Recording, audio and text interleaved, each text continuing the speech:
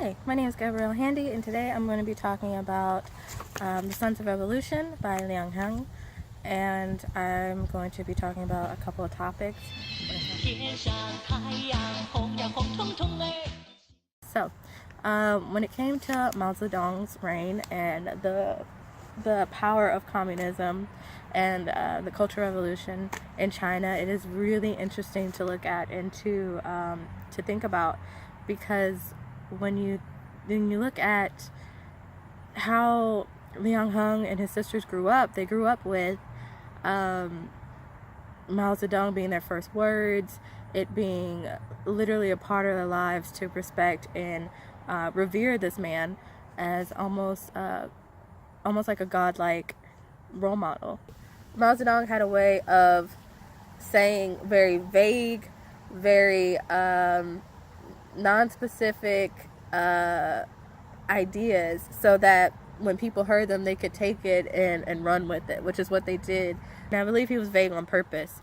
I believe that he wanted people to kind of fill in the dots on their own, so that he wouldn't be held 100% responsible for the aftermath, which is a great example in the Cultural Revolution, when there was multiple factions and groups coming into play, taking certain words or viewing a certain vague comment that Mao Zedong said differently, and that caused strife, and he gave guns and stuff to both.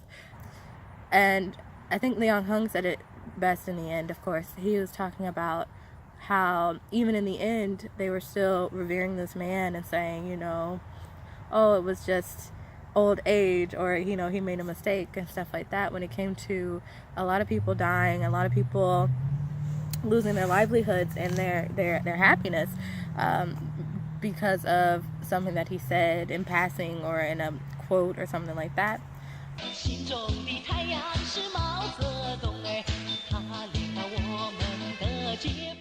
Another thing that was interesting is that the Red Guards and a lot of the higher up officials still had socialist, capitalist thoughts, and they hid it under the guise of communism, or Mao Zedong's words. When the Red Guards came in and stole stuff, or when you had to bribe your way into schools or things of that nature, it really seemed to be, even though communism seemed to be something that you pushed for group thinking, there were a lot of people who still kind of had it in for themselves. When it came to the people who were called out, especially in the smaller towns, like the one that Liang Heng was, even though that wasn't a small town, it was just like a big city. It seemed like the people that were doing good before the Cultural Revolution were the ones that were targeted.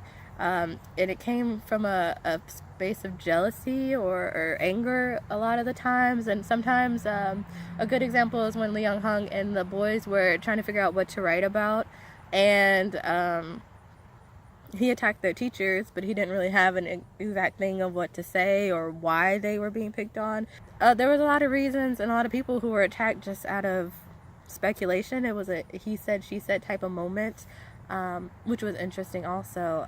It led to a frenzy of people calling each other out and being against each other, and it completely threw out the idea of familial devotion. Like, especially you could see it in Liang Heng's family. They completely lost respect for their mom. They completely lost respect for their dad just off of the hearsay of other people. Like, Liang Heng was a great example. He was raised saying Mao Zedong as his first word, and it was in his life, and he was just encased in these ideas, these communist Mao Zedong ideas and thoughts. And so when his dad was called into question, someone who, in my opinion, was super communist and super loyal to the party, he really didn't think about it. Like, he didn't really think, oh, that's my dad, I'm gonna believe him first. No, he thought, that's my dad, the traitor. So yeah, that's my review of The Sons of Revolution. There you go. Done.